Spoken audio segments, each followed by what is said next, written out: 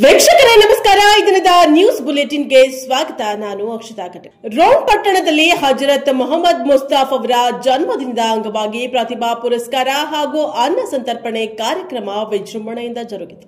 ಗದಗ ಜಿಲ್ಲೆ ರೋಣ ಪಟ್ಟಣದಲ್ಲಿ ಹಜರತ್ ಮೊಹಮ್ಮದ್ ಮುಸ್ತಾಫ್ ಸ್ವಾರ್ ಅವರ ಜನ್ಮದಿನದ ಅಂಗವಾಗಿ ಮಿಥುನ ಜಿ ಪಾಟೀಲ ಯುವ ಬ್ರಿಗೇಡ್ ರೋಣ ಇವರ ವತಿಯಿಂದ 2024-25ನೇ ಸಾಲಿನ ಎಸ್ಎಸ್ಎಲ್ಸಿ ಮತ್ತು ಪಿಯುಸಿ ಪರೀಕ್ಷೆಯಲ್ಲಿ ಪ್ರಥಮ, ದ್ವಿತೀಯ, ತೃತೀಯ ಸ್ಥಾನ ಪಡೆದ ವಿದ್ಯಾರ್ಥಿಗಳಿಗೆ ಪ್ರತಿಭಾ ಪುರಸ್ಕಾರ ಹಾಗೂ ಅನ್ನ ಸಂತರ್ಪಣೆ ಕಾರ್ಯಕ್ರಮವನ್ನು ನೆರವೇರಿಸಿದರು. ಮಿಥುನ್ ಜಿ ಪಾಟೀಲ ಯುವ ಬ್ರಿಗೇಡ್ ಲೋಗೋ ಉದ್ಘಾಟನಾ ಕಾರ್ಯಕ್ರಮವನ್ನು ನೆರವೇರಿಸಿದ್ರು.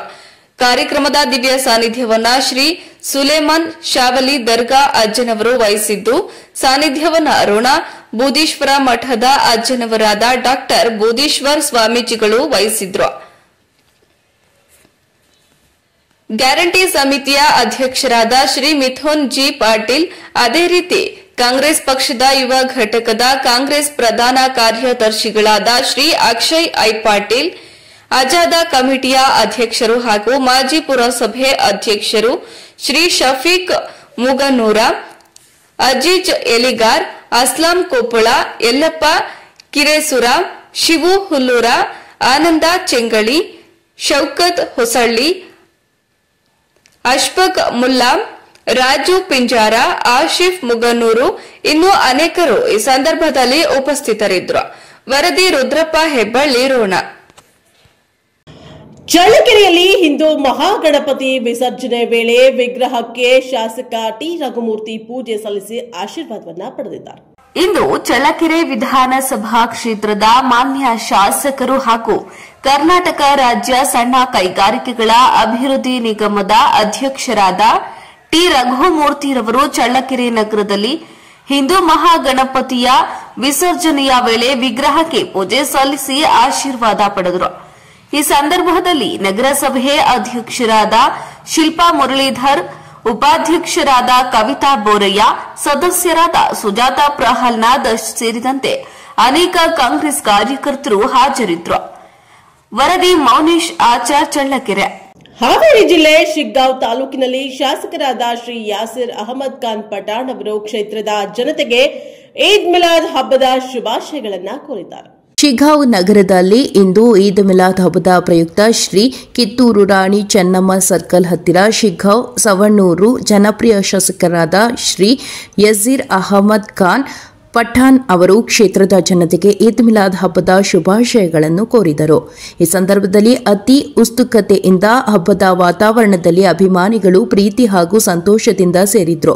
ಸಾವಿರಾರು ಜನಗಳ ಮಧ್ಯೆ ಕೇಕ್ ಕಟ್ಟು ಮಾಡುವ ಮುಖಾಂತರ ಜನಸಾಗರದಲ್ಲಿ ಬೆರೆತು ಸಿಹಿ ತಿನ್ನಿಸುವ ಮುಖಾಂತರ ಅಭಿಮಾನಿಗಳೊಂದಿಗೆ ಈದ್ ಮಿಲಾದ್ ಹಬ್ಬದ ಶುಭಾಶಯಗಳು ಕೋರಿದ್ರು.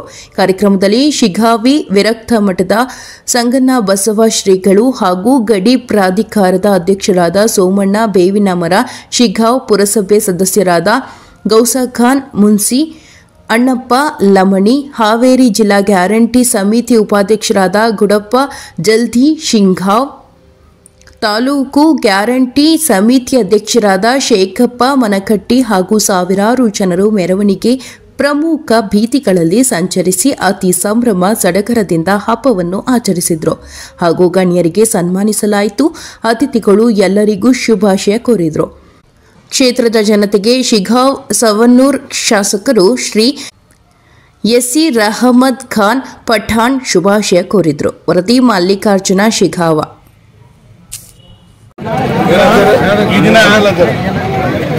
ಪರಮ ಪೂಜ್ಯ ಸಂಗಣ್ಣ ಬಸವ ಶ್ರೀಗಳ ಪಾದಾರವಿಂದಗಳಲ್ಲಿ ಅನಂತ ಕೋಟಿ ನಮನವನ್ನು ಸಲ್ಲಿಸುತ್ತಾ ಇವತ್ತು ಮೊಹಮ್ಮದ್ ಪೈಗಂಬರ್ ಅವರ 15ನೇ ವರ್ಷದ ಒಂದು ಜನ್ಮ ದಿನಾಚರಣೆಯನ್ನು ನಾವೆಲ್ಲ ಆಚರಿಸ್ತಾ ಇದ್ದೀವಿ. ಈ ಸಂದರ್ಭದಲ್ಲಿ ನಮ್ಮ ನಾಯಕರಾದಂಥ ಸೋಮಣ್ಣ ಬೇವಿನಮರದವರು ಹಾಗೂ ಪರಮ ಪೂಜ್ಯ ಶ್ರೀಗಳ ನೇತೃತ್ವದಲ್ಲಿ ಇವತ್ತು ಶಿಗ್ಗಾಂವ್ ಪಟ್ಟಣದಲ್ಲಿ ಇವತ್ತು ಜಶ್ನೆ ಮಿಲಾದುನ್ ನಬಿ 1500ನೇ ವರ್ಷದ ವರ್ಷಾಚರಣೆ ಕಾರ್ಯಕ್ರಮ ಈಗ ಅಧಿಕೃತವಾಗಿ ಪರಮ ಪೂಜ್ಯ ಸಂಗಣ್ಣ ಬಸವ ಶ್ರೀ ಮಹಾಸ್ವಾಮಿಗಳ ಒಂದು ಅಮೃತ ಹಸ್ತದಿಂದ ಇವತ್ತು ಪ್ರಾರಂಭ ಆಗಿದೆ. ಇವತ್ತು ನಾಡಿನ ಎಲ್ಲ ಜನರಿಗೂ ಕೂಡ ಮೊಹಮ್ಮದ್ ಪೈಗಂಬರ್ ಅವರ ಜನ್ಮ ದಿನಾಚರಣೆ ಶುಭಾಶಯಗಳನ್ನು ಕೋರಲಿಕ್ಕೆ ಬಯಸ್ತಾರೆ. ಮೊಹಮ್ಮದ್ ಪೈಗಂಬರ್ರ ಹುಟ್ಟುಹಬ್ಬ ಈ ಹುಟ್ಟುಹಬ್ಬ ಬರೀ ಭಾರತ ದೇಶದಲ್ಲಿ ಅಲ್ಲ, ಜಗತ್ತಿನಾದ್ಯಂತ ನಡೀತಿತ್ತು. ಯಾಕೆ ನಡೀತೀವಿ ಅಂತ ಕೇಳಿದರೆ ಧರ್ಮೋ ರಕ್ಷತಿ ರಕ್ಷತ, ಧರ್ಮವನ್ನು ಯಾರು ರಕ್ಷಿಸ್ತಾರೋ ಆ ಮನುಷ್ಯನನ್ನು ಆ ಧರ್ಮ ರಕ್ಷಿಸ್ತೈತಿ ಅನ್ನೋದಕ್ಕೆ ಉದಾಹರಣೆ ಯಾವುದು ಬೇಕಾದ್ರೆ ಮೊಹಮ್ಮದ್ ಪೈಗಂಬರರು ತಮ್ಮ ತತ್ವಗಳಿಂದ ಕೆಲವೊಂದು ಜನಾಂಗಕ್ಕೆ ತತ್ವಗಳನ್ನು ಕೊಟ್ಟರು. ಆ ತತ್ವವನ್ನು 1500 ವರ್ಷ ಆದರೂ ಇನ್ನೂವರೆಗೂ ನಡೆಸ್ಕೊಂಡು ಹೋಗ್ತಾರ ಅಂತಂದ್ರೆ ಎಂಥ ದಿವ್ಯ ತತ್ವ ಇರಬೇಕು, ಆ ಮಾನವೀಯತೆ ಮೌಲ್ಯ ಎಂಥದಿರಬೇಕು ಅನ್ನೋದನ್ನು ನೀವು ತಿಳ್ಕೊಬೇಕಾಗೈತಿ. ಜಾತೀಯತೆಯನ್ನು ಮೀರಿ ನೀತಿಯತೆಯನ್ನು ಕೊಟ್ಟಂಥವ್ರು ಯಾರಾದರೂ ಅದಾರ ಅಂತಂದ್ರೆ ಮೊಹಮ್ಮದ್ ಪೈಗಂಬರ್ ಅನ್ನೋದು ನಾವೆಲ್ಲರೂ ನೆನಪಿಡ್ಬೇಕು. ಇಂಥವರ ಜಯಂತಿಯಲ್ಲಿ ಭಾಗವಹಿಸಿದ್ದು ನಮ್ಮ ಪುಣ್ಯ. ನಮ್ಮ ಈ ಜನಾಂಗ ಏನೈತಲ್ಲ ಯಾವತ್ತೂ ನಮ್ಮನ್ನು ಬಿಟ್ಟು ಯಾವ ಕಾರ್ಯಕ್ರಮನೂ ಮಾಡಂಗಿಲ್ಲ. ನಾವು ಇವರು ಹೆಂಗದೀವಿ ಅಂದ್ರೆ ಜಾತಿ ಯಾವುದೋ ಗೊತ್ತಿಲ್ಲ ನಮ್ಗೆ, ನೀತಿ ಒಂದೇ ಅನ್ನೋದನ್ನ ಯಾವತ್ತೂ ಸಾರಕೊತ ಬಂದಂಥವ್ರು ನಾವು. ಆ ಸಾರ ಹಂಚಿಕೆಯಲ್ಲಿ ಬೇರು ಮಾಡಿದವರು, ಆಮ್ಯಾಗ ಪಠಾಣವರು, ಇನ್ನು ಉಳ್ಕಿ ಎಲ್ಲ ಮುಸ್ಲಿಂ ಬಾಂಧವರು ಭಾಗವಹಿಸಿದ್ದೀರಿ. ನಿಮ್ಮೆಲ್ಲರಿಗೂ ಬಸವಾದಿ ಪ್ರಮುಖರ ಆಶೀರ್ವಾದ ಮತ್ತು ಆ ಅಲ್ಲಾಹನ ಆಶೀರ್ವಾದ ಸದಾ ಇರಲಿ ಅಂತೇಳಿ ನನ್ನ ಮಾತುಗಳಿಗೆ ಮಂಗಲ ಮಾಡ್ತೀನಿ. 1500ನೇ ಹುಟ್ಟುಹಬ್ಬವಾಗಿ ಇವತ್ತು ಪರಮ ಪೂಜ್ಯ ಸಂಗನಬಸವ ಮಹಾಸ್ವಾಮಿಗಳ ನೇತೃತ್ವದಲ್ಲಿ ಇವತ್ತು ಅದನ್ನು ಚಾಲನೆಯನ್ನು ಕೊಟ್ಟಿದ್ದೇವೆ. ಅದರ ಜೊತೆಗೆ ಶಿಗ್ಗಾಂವ್ ಸವಣೂರು ವಿಧಾನಸಭಾ ಕ್ಷೇತ್ರದ ಗೌರವಾನ್ವಿತ ಶಾಸಕರಾದಂಥ ಪಠಾಣ್ ಪೈಲ್ವಾನ್ರವರು ಇವತ್ತು ನಮ್ಮ ಜೊತೆಗಿದ್ದಾರೆ. ನಾವೆಲ್ಲರೂ ಸಮುದಾಯದ ಮುಖಂಡರು ಇವತ್ತಿದ್ದೇವೆ. ನಾವು ಹೇಳೋದಿಷ್ಟೇ, ಜಗತ್ತಿನಾದ್ಯಂತ ಒಳ್ಳೆಯ ಸಂದೇಶವನ್ನು ಸಾರಿದಂತಹ ಮೊಹಮ್ಮದ್ ಪೈಗಂಬರ್ ಅವರ ಅಂದಿನ ಸಂದೇಶ ಇಂದಿಗೂ ಸಹ ಜೀವನದಲ್ಲಿ ಅಂದರೆ ದಿನನಿತ್ಯದ ಬದುಕಿನಲ್ಲಿ ಪ್ರಸ್ತುತ ಅದ ಅನ್ನೋಂಥ ಮಾತನ್ನು ಈ ಸಂದರ್ಭದಲ್ಲಿ ಹೇಳಿ, ನಾವು ನೀವೆಲ್ಲರೂ ಪ್ರತಿ ವರ್ಷದಂತೆ ಯಾವ ರೀತಿ ಸಂಪೂರ್ಣವಾಗಿ ಮೊಹಮ್ಮದ್ ಪೈಗಂಬರ್ ದಿನಾಚರಣೆಯನ್ನು ಆಚರಣೆ ಮಾಡ್ತೀವಿ, ಅದೇ ರೀತಿ ಈ ವರ್ಷವೂ ಸಹ ಬಹಳಷ್ಟು ಅದ್ದೂರಿಯಿಂದ ಸಮಾಜದ ಎಲ್ಲ ಹಿರಿಯರನ್ನು ಇಟ್ಕೊಂಡು ಅಜ್ಜರ ಸಾನ್ನಿಧ್ಯದಲ್ಲಿ ಇವತ್ತು ಪಠಾಣರ ನೇತೃತ್ವದಲ್ಲಿ ಇವತ್ತು ಈ ಕೆಲಸವನ್ನು ಪ್ರಾರಂಭ ಮಾಡಿದ್ದೇವೆ. ನಿರಂತರವಾಗಿ ಶಾಂತಿಯ ಸಂದೇಶವನ್ನು ಕೊಟ್ಟಂತಹ ಆ ದೂತ ಮೊಹಮ್ಮದ್ ಪೈಗಂಬರ್ ಆತ್ಮಕ್ಕೆ ಮತ್ತೊಮ್ಮೆ ನಾವೆಲ್ಲರೂ ಗೌರವವನ್ನು ಸೂಚಿಸೋಣ ಅಂತ ಹೇಳಿ ಈ ಸಂದರ್ಭದಲ್ಲಿ ನನ್ನ ಮಾತನ್ನು ಮುಗಿಸ್ತೇವೆ. ಚಾಮರಾಜನಗರದಲ್ಲಿ ಸಿದ್ದರಾಮಯ್ಯನವರ ಕಾಂಗ್ರೆಸ್ ಸರ್ಕಾರ ನುಡಿದಂತೆ ನಡೆದಿದೆ ಎಂದು ಸಿ ಪುಟ್ಟರಂಗ ಶೆಟ್ಟಿ ಅವರು ಅಭಿಪ್ರಾಯಪಟ್ಟಿದ್ದಾರೆ. ಸಿದ್ದರಾಮಯ್ಯನವರ ಸರ್ಕಾರ ನುಡಿದಂತೆ ನಡೆದಿದೆ. ಸಿ ಪುಟ್ಟರಂಗ ಶೆಟ್ಟಿ. ರಾಜ್ಯ ಸರ್ಕಾರದ ಪಂಚ ಗ್ಯಾರಂಟಿ ಯೋಜನೆಗಳ ಮೂಲಕ ಬಡವರು ಸ್ವಾಭಿಮಾನದ ಬದುಕು ಕಟ್ಟಿಕೊಂಡು ಸ್ವಾವಲಂಬಿ ಜೀವನ ನಡೆಸುತ್ತಿದ್ದಾರೆ ಎಂದು ಎಂಎಸ್ಐಎಲ್ ಅಧ್ಯಕ್ಷರು ಶಾಸಕರಾದ ಸಿ ಪುಟ್ಟರಂಗ ಶೆಟ್ಟಿ ಹೇಳಿದರು. ತಾಲೂಕಿನ ಬಂಡಿಗೆರೆ ಉಪ್ಪಾರ ಸಮುದಾಯ ಭವನದಲ್ಲಿ ಹರದನಹಳ್ಳಿ ಹೋಬಳಿ ಮಟ್ಟದ ಗ್ಯಾರಂಟಿ ಯೋಜನೆಗಳ ಅನುಷ್ಠಾನ ಸಮಿತಿ ಸಭೆ ಹಾಗೂ ಸಂವಾದ ಕಾರ್ಯಕ್ರಮದ ಅಧ್ಯಕ್ಷತೆ ವಹಿಸಿ ಮಾತನಾಡಿದರು. ಚುನಾವಣೆ ಸಂದರ್ಭದಲ್ಲಿ ಪ್ರಣಾಳಿಕೆಯಲ್ಲಿ ಪಂಚ ಗ್ಯಾರಂಟಿ ಯೋಜನೆಗಳನ್ನು ಘೋಷಣೆ ಮಾಡಿದಾಗ ವಿರೋಧ ಪಕ್ಷದವರು ರಾಜ್ಯ ದಿವಾಳಿ ಆಗುತ್ತದೆ ಎಂದು ಟೀಕೆ ಮಾಡಿದರು. ಇಂದು ಪಂಚ ಗ್ಯಾರಂಟಿ ಯೋಜನೆಗಳು ರಾಜ್ಯದಲ್ಲಿ ಯಶಸ್ವಿಯಾಗಿದ್ದು ಬಡವರ ಬದುಕು ಹಸನವಾಗಿದೆ. ಸಾಮಾಜಿಕ ನ್ಯಾಯ, ಸಾಮಾಜಿಕ ಕಳಕಳಿಯನ್ನು ಸಿದ್ದರಾಮಯ್ಯ ಅವರು ಹೊಂದಿದ್ದಾರೆ. ಅವರಿಗೆ ಬಡವರ ಹಸಿವಿನ ಬಗ್ಗೆ ಚೆನ್ನಾಗಿ ಗೊತ್ತಿದ್ದು ರಾಜ್ಯದಲ್ಲಿ ಯಾರೂ ಹಸಿವಿನಿಂದ ಇರಬಾರದು ಎಂದು ಅನ್ನಭಾಗ್ಯ ಯೋಜನೆ ಜಾರಿಗೆ ತಂದಿದ್ದಾರೆ ಎಂದರು. ಜಿಲ್ಲಾ ಗ್ಯಾರಂಟಿ ಯೋಜನೆಗಳ ಪ್ರಾಧಿಕಾರ ಸಮಿತಿ ಅಧ್ಯಕ್ಷ ಎಚ್.ವಿ. ಚಂದ್ರು ಮಾತನಾಡಿ, ರಾಜ್ಯದಲ್ಲಿ ಪಂಚ ಗ್ಯಾರಂಟಿ ಯೋಜನೆಗಳ ಯಶಸ್ವಿಯಾಗಿದ್ದು 5 ವರ್ಷವೂ ಗ್ಯಾರಂಟಿ ಯೋಜನೆ ಮುಂದುವರಿಯುತ್ತದೆ ಎಂದರು. ತಾಲೂಕು ಅಧ್ಯಕ್ಷ ಸೋಮೇಶ್ವರ ಮಾತನಾಡಿ, ನಮ್ಮ ಕಾಂಗ್ರೆಸ್ ಸರ್ಕಾರ ನುಡಿದಂತೆ ನಡೆದಿದ್ದು ಪಂಚ ಗ್ಯಾರಂಟಿ ಯೋಜನೆಯಲ್ಲಿ ಜಿಲ್ಲೆಯಲ್ಲಿ ಚಾಮರಾಜನಗರ ತಾಲೂಕು ಪ್ರಥಮ ಸ್ಥಾನದಲ್ಲಿದೆ ಎಂದರು. ಸಭೆಯಲ್ಲಿ ಗೃಹ ಜ್ಯೋತಿ, ಗೃಹಲಕ್ಷ್ಮಿ, ಅನ್ನಭಾಗ್ಯ, ಶಕ್ತಿ ಹಾಗೂ ಯುವ ನಿಧಿ ಯೋಜನೆಗಳ ಅನುಷ್ಠಾನ ಕುರಿತು ಆಯಾ ಇಲಾಖೆಯ ಅಧಿಕಾರಿ ಮಾಹಿತಿ ಕೊಟ್ಟರು. ಈ ಯೋಜನೆಗಳಿಂದ ತಮ್ಮ ಬದುಕಿನಲ್ಲಾದ ಮಹತ್ತರ ಬದಲಾವಣೆಯನ್ನು ಫಲಾನುಭವಿಗಳು ಇಲ್ಲಿ ಹಂಚಿಕೊಂಡರು.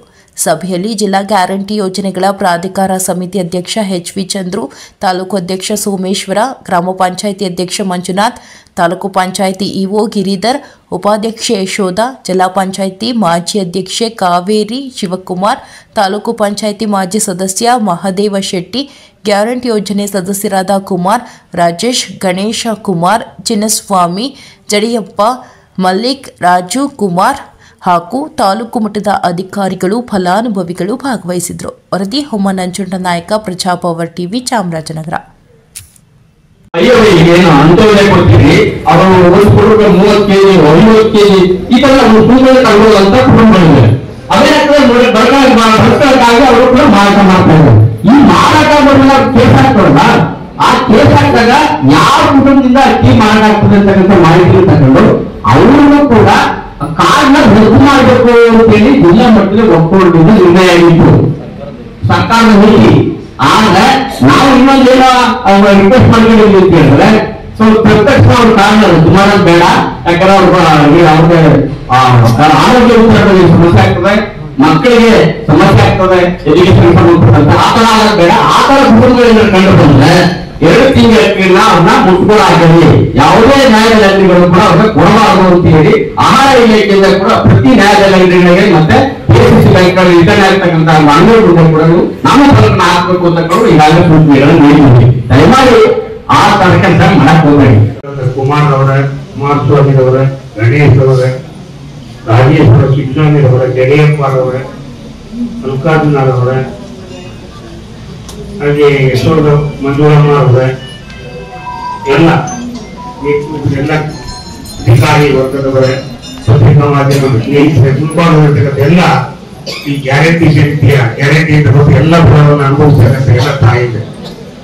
ಮೊದಲನೇ ವರ್ಷ ಈಗಾಗಲೇ ನಮ್ಮ ಅಧ್ಯಕ್ಷರು ಹಾಗೂ ತಾಲೂಕು ಜಿಲ್ಲಾಧ್ಯಕ್ಷರು ತಾಲೂಕು ಅಧ್ಯಕ್ಷರು ತಮ್ಮ ಗ್ಯಾರಂಟಿ ಉಪಯೋಗದ ಬಗ್ಗೆ ಎಲ್ಲ ಅಧಿಕಾರಿಗಳು ತಮ್ಮ ತಮ್ಮ 5 ಗ್ಯಾರಂಟಿಯ ಅನುದಾನಾಧಿಕಾರಿಗಳು ತಮ್ಮ ಎಲ್ಲವನ್ನ ನೋಂದಣಿ ಮಾಡಿದ್ದಾರೆ. ಬಂಧುಗಳೇ, ಬಹುಶಃ ನಾವು ಒಂದನ್ನ ಅರ್ಥ ಮಾಡಬಹುದು. ಸ್ವತಂತ್ರ ಬಂದು 78-79 ವರ್ಷ ಆಗ್ತಾ ಇದೆ. ಇದುವರೆಗೂ ಯಾವ ಸರ್ಕಾರಗಳು ಬಂದಾಗ ಏನೇನು ಸೌಲಭ್ಯಗಳನ್ನ ಬಡವರ ಪರವಾಗಿ, ಶೋಷಿತರ ಪರವಾಗಿ, ಅಲ್ಪಸಂಖ್ಯಾತರ ಪರವಾಗಿ ಯಾರಿಗೆ ತಂದಿದೆ ಅನ್ನೋದನ್ನ ತಿಳ್ಕೊಳ್ತಕ್ಕಂಥ ಪ್ರಯತ್ನ ಮಾಡಬಹುದು. ಬಹುಶಃ ಪ್ರಥಮವಾಗಿ ಜವಾಹರಲಾಲ್ ನೆಹರು ಅವರು ಈ ದೇಶದ ಪ್ರಧಾನಮಂತ್ರಿ ಆದಾಗ ಸಹಕಾರ ಸಂಘಗಳಿಗೆ ಮತ್ತು ಅವರೆಲ್ಲ ಔಷಧಿ ಹೆಚ್ಚು ಕಾರ್ಯಗಳನ್ನ ರೂಪಿಸುತ್ತದೆ. ತದನಂತರ ಪ್ರಧಾನಿ ಇಂದಿರಾ ಗಾಂಧಿ ಅವರು 1973ರಲ್ಲಿ ಏನೇನು ಎಲ್ಲವೂ ದಾರಿಯನ್ನ ತೆಗೆದಂತ ಮಹಾತಾಯಿ ಇಂದಿರಾ ಗಾಂಧಿ ಅವರು ಆವತ್ತು ತನ್ನ 20 ಅಂಶದ ಕಾರ್ಯಕ್ರಮ ಏನೇ ಅದು ಎಲ್ಲವೂ ಇವತ್ತು ನಾವೇನೇ ಮಾಡ್ತಾ ಇದೆಯೋ ಅವರೇನು ನಮ್ಗೊಟ್ಟು ನಾವೇನೂ ಮಾಡೋಕ್ಕಾಗಲಿಲ್ಲ. ಅವತ್ತು ಅವರೇ ಏನು ಮಹಿಳೆಯರಿಗೆ, ಅಂಗವಿಕಲರಿಗೆ, ವೃದ್ಧಾಪರಿಗೆ ಎಲ್ಲರೂ ವೃದ್ಧಾಪವೇತನವನ್ನು ಮೊದಲೇ ಘೋಷಣೆ ಮಾಡಿ 50 ರೂಪಾಯಿ. ನಾನು ಆವಾಗ ಬಹಳ ಶಿಕ್ಷಣಾಗಿದ್ದಿ, ಅವಾಗೆಲ್ಲ ಅಂಗವಿಕಲರ ಏನಾದ್ರು 50 ರೂಪಾಯಿ ಕೊಡ್ತಕ್ಕಂಥ ಮಾಡಿಕೊಂಡು ಮೈಸೂರಲ್ಲಿ ಕಿವಿ ಮತ್ತು ಮೂಕರ ಒಂದು ಆಸ್ಪತ್ರೆ ಇದೆ, ಕೇಂದ್ರ ಸರ್ಕಾರ ಬ್ಲೈಂಡ್ ಅಂಡ್ ಹಿಯರಿಂಗ್ ಅಂತ, ಅಲ್ಲಿ ನೀವೆಲ್ಲರೂ ಎಲ್ಲ ಮಾಡ್ತೀವಿ. ಅದು ಇವತ್ತು 1 ವರ್ಷ 7 ಸಾವಿರ ಕೊಡಬೇಕಾದ್ರೆ ಮೂಲ 60 ವಿಷಯವನ್ನು ಬಿತ್ತರು ಇಂದಿರಾ ಗಾಂಧಿ ಅವರು. ಒಳ್ಳೆಯ ಒಂದು ಎಲ್ಲ ಅವತ್ತೇ ಕೂಪನ್ ಅಂತ ಅಕ್ಕಿ ಕೊಡ್ತಕ್ಕಂಥ ವ್ಯವಸ್ಥೆ, ಆಶ್ರಯ ಮನೆಗಳ ಕೊಡ್ತಕ್ಕಂಥದ್ದು ಎಲ್ಲವನ್ನು ಜಾರಿತಂತವರು ಇಂದಿರಾ ಗಾಂಧಿ ಅವರು. ಅದಾದ ನಂತರ ನಾವು ಹಂಗೆ ನೋಡ್ತಕ್ಕಂತಂದ್ರೆ ಕೇಂದ್ರದಲ್ಲಿ 2011ರಲ್ಲಿ ಮನಮೋಹನ್ ಸಿಂಗ್ ಅವರು ಆಹಾರ ಭದ್ರತಾ ಕಾಯ್ದೆಯನ್ನು ತಂದರು. ಪ್ರತಿಯೊಬ್ಬರು ಆಹಾರ ಸಿಗಬೇಕು ಮತ್ತೆ ಕಡ್ಡಾಯ ಶಿಕ್ಷಣ ನೀತಿ, ಎಲ್ಲರೂ 10ನೇ ತರಗತಿ ವಿದ್ಯಾಭ್ಯಾಸ ಕಡ್ಡಾಯವಾಗಿ ಕಲಿಯಲೇಬೇಕು, ಒಳ್ಳೆಯಬೇಕು ಅಂತೇಳಿ ತಂದಂತ. ಮತ್ತು ಭಾಗದಲ್ಲಿ ಗುರುರಾಜು ಮತ್ತು ಬಂಗಾರಪ್ಪನವರು ಮುಖ್ಯಮಂತ್ರಿ ಕಾಲದಲ್ಲಿ ರೈತರಿಗೆ ಉಚಿತವಾಗಿ ಕಾರ್ಯಕ್ರಮ ಕೊಡ್ತಕ್ಕಂಥ ವ್ಯವಸ್ಥೆಯನ್ನ ಮಾಡೋದು. ಅದಾದ್ಮೇಲೆ ಬಹುಶಃ ಆ ಕಾಲದಲ್ಲಿ ಭಾಗ್ಯ ಜ್ಯೋತಿ, ಇವತ್ತು ನಾವೇನು ಗೃಹಜ್ಯೋತಿ ಅಂತ ಫ್ರೀ ಕರೆಂಟ್ ಕೊಟ್ಟು ಅವತ್ತು ಭಾಗ್ಯ ಜ್ಯೋತಿ ಇತ್ತು. ಆದ್ರೆ ಒಂದೇ ಒಂದು ಲೈಟ್ ಸ್ವಲ್ಪ 2 ಲೈಟ್ ಸಾಧ್ಯ ಅದಕ್ಕಿಂತ ಜಾಸ್ತಿ ಆದ್ರೆ ಹಿಂಗೆ ಕಟ್ ಮಾಡ್ಬಿಡ್ತಾರೆ. ಆದ್ರೆ ಇವತ್ತು ಸಿದ್ದರಾಮಯ್ಯ ಬಂದ್ಮೇಲೆ ಇವತ್ತು ಗೃಹಜ್ಯೋತಿ ಇದೆ 200 ಯೂನಿಟ್ ತನಕ ಫ್ರೀ ಆಗಿ ಇವತ್ತು ನೀವು ಮತ್ತೆ ರೂಪಾಯಿ ಚಾಲು ಮಾಡುದು ಎಲ್ಲರಿಗೂ 200 ಸಾಕಾಗ್ತದೆ ಫ್ರೀ. ಅದು ಎಂತ ನೀವು ಜಾಸ್ತಿ ಅದಕ್ಕೆ ಲೆಕ್ಕಾಚಾರ ಹಾಕಿ ಒಂದು ಮನೆಗೆ 5,000 ಅಂತ ದೊರಕುತ್ತೆ ಹೇಳ್ತಾರೆ. ಹಾಗಾಗಿ ಇವತ್ತು ಸುಮಾರು 53,000 ಕೋಟಿ ಒಂದು ವರ್ಷದಲ್ಲಿ ಬಜೆಟ್ನಲ್ಲಿ ಖರ್ಚಾಗತಕ್ಕಂಥ 53,000 ಕೋಟಿ. ಇದಾಗಿತ್ತು ಈ ದಿನದ ನ್ಯೂಸ್ ಬುಲೆಟಿನ್. ನಿರಂತರ ಸುದ್ದಿಗಾಗಿ ನೋಡ್ತಾ ಇರಿ ಪ್ರಜಾಪವರ್. ಇದು ಜನಹಿತಕ್ಕಾಗಿ ಜಾರಿ.